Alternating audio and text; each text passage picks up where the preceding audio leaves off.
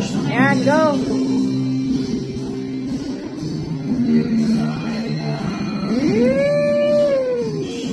Ang panahon pantahal.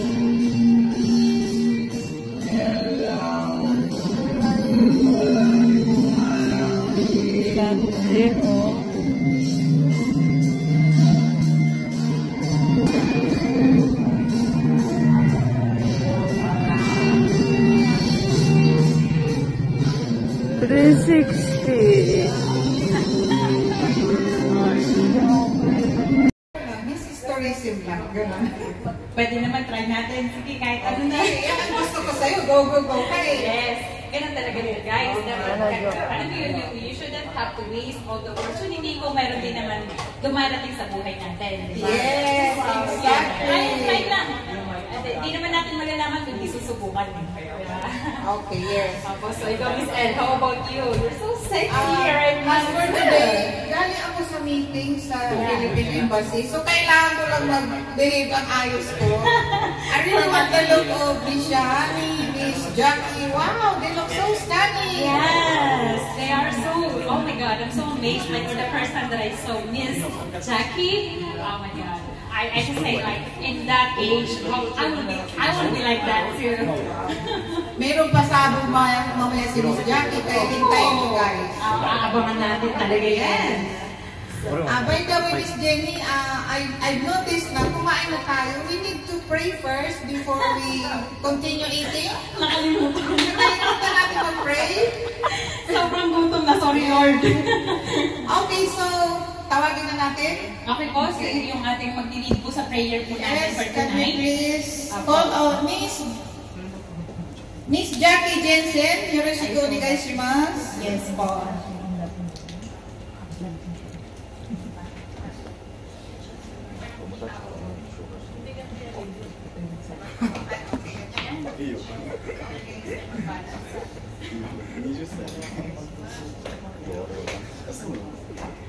Hello, good evening po sa inyong lahat at yeah, we are all gathered here. At bago umpisa kasi nasa kalagitnaan para umpisa pa lang ng kain natin. Kindly please stand up, pwedeng tumaytay for our evening prayer. Ating Mrs. Tourism. Talagang total performer. Apakagaling naman talaga ni Mami. Akalain mo ba? Ganun, diba? Napakagaling talaga niya. Yes. Grabe, mas galing naman siya sa akin. Sa totoo lang. Masyado siyang active. Bagong kain pa yun, ang galing niya mag-mampo, number 5. So, yeah. Ano, nagalingan ba kayo sa kanya? Okay ba yung performance niya? Galing niya, di ba? Grabe ang energy. Napaka-energetic ni Miss Kaya Jackie ikaw din, Jensen. Miss Elle, you should have to. Di ba? Ay, hindi. Wala, nag-give up na ako sa mga galawan. Ang galing niya, mas galing pa siya sa ating mga bata. Yes, Miss Jenny, tika muna kasi ipakilala na natin ang ating pinaka sa gabing ito. Sa Pilipinas po, no, The Voice Teens, 2016 po ata, lumabas po ako ng blind auditions. So ayun po, talagang simula pagkabata talaga, gusto ko na po talagang kumanta. Tapos nung time na nakapasok po ako dun sa auditions po na yun, talagang parang naisip ko talaga, parang nakachamba ako kasi parang malapit na po kasi yung audition sa bahay namin. So nag-try lang ako, tapos naka-receive ako ng callback. Tapos parang alam niyo po yan, parang talaga kung para sa inyo talaga, para sa inyo talaga. Parang ganun po talaga yung na-realize ko. Yun nga yung sinasabi na you should have to always try any opportunity na darating sa buhay natin. So yun, i-ready na po natin. So yun, Okay po, ibabalikan na po ulit yung mic. Okay na po si Ate El po. Thank you so much, Thank you, Yunju. Iuwi ka na mamaya ha. Nakapackage ka na. Okay, so Nakamind ka na, ito na ang nakamind. pinakahihintay ng lahat. Si Miss Cathy at siya po ay nag-guest sa GMA Yes, show. wow. Ang layo na talaga na nararating na. Actually po, na-invite po talaga siya na mag-shooting sana. Imagine, sa Batang Quiapo, kaso lang po, limited ang stay ni Miss Cathy sa Philippines, so hindi po niya magawa yun. So, ito po ay sayang naman, baby.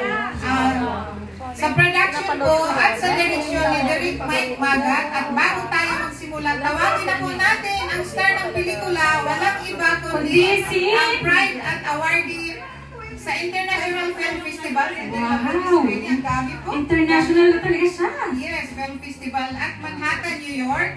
International actress Miss International actress Miss Catherine Yogi.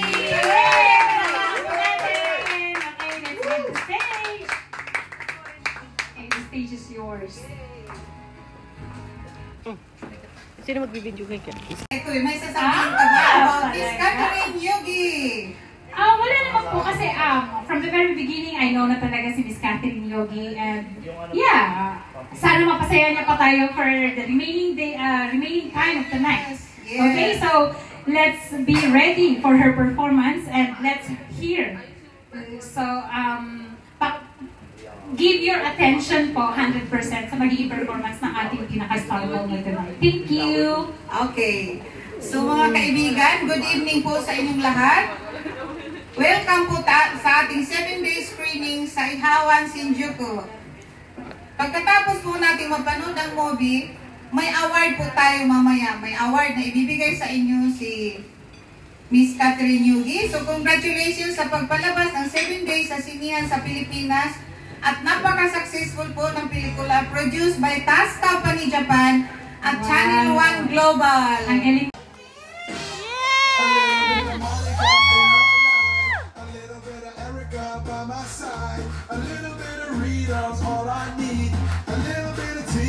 What I see, a little bit of Sandra in the sun, a little bit of Mary all night long, a little bit of Jessica, here I am, a little bit of you makes me okay.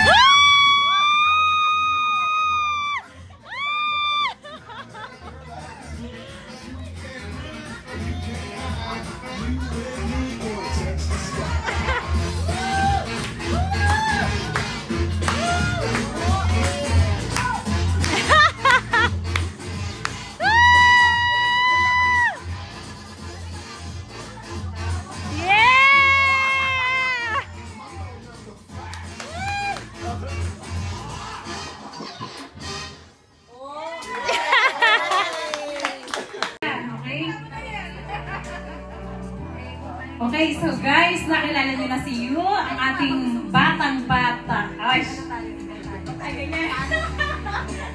Pati yung host kinilig, no? Hindi, kasi bira naman tayo makakita ng pogi.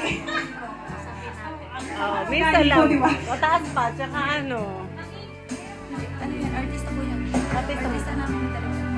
So naman. Yan, siya rin po yung kasama ko din po dito sa event na to. Yan, nag-perform muna din siya magkumanta. So nakita niyo naman po, nagustuhan niyo naman, I think, di ba? Yun nga lang, hindi na natin mabenta, may nag-mind na po sa kanya. Opo. Yung cameraman po natin yung nag-mind, kaya wala na tayong magagawa. So, how about you? You! Anong nangyayari sa buhay mo? Magkwento ka naman. Para kahit paano, may background naman kami, kahit paano. May bago siyang na-meet. Go. Hello po, magandang gabi sa inyong lahat. Konbawa! Welcome here at the Hawaiian Restaurant. Say, we were having me back again. Play me the classic, something romantic. In my home when I don't even have it. I always dream with a sunny face. Someone who feels like a holiday. But now in pieces, barely believing. Starting things that are lost or feeling. You gave all the blue on the rainy night. No lie, tell you how I almost died. While you bring me back to life. I just wanna live in this moment forever.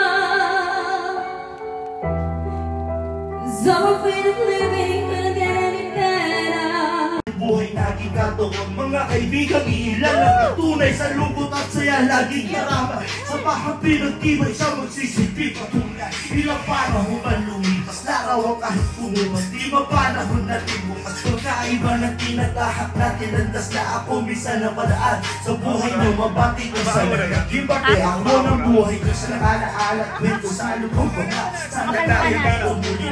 Nagkana namin sa nagsama-sama sa isang nilakara, pabalik sa kanya-kanya na di magkakahana. Huwag ka makagtiwala, bigla mong nasira, di na magbubura, alamat na siya itong nagbarka.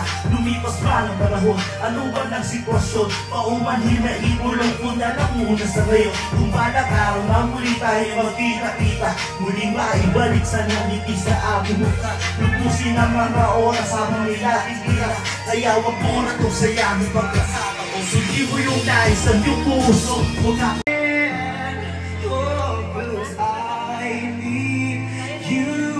To see that you are the reason.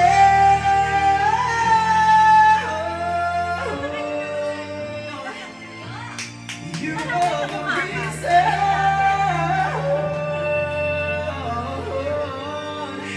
I need you to hold me tonight.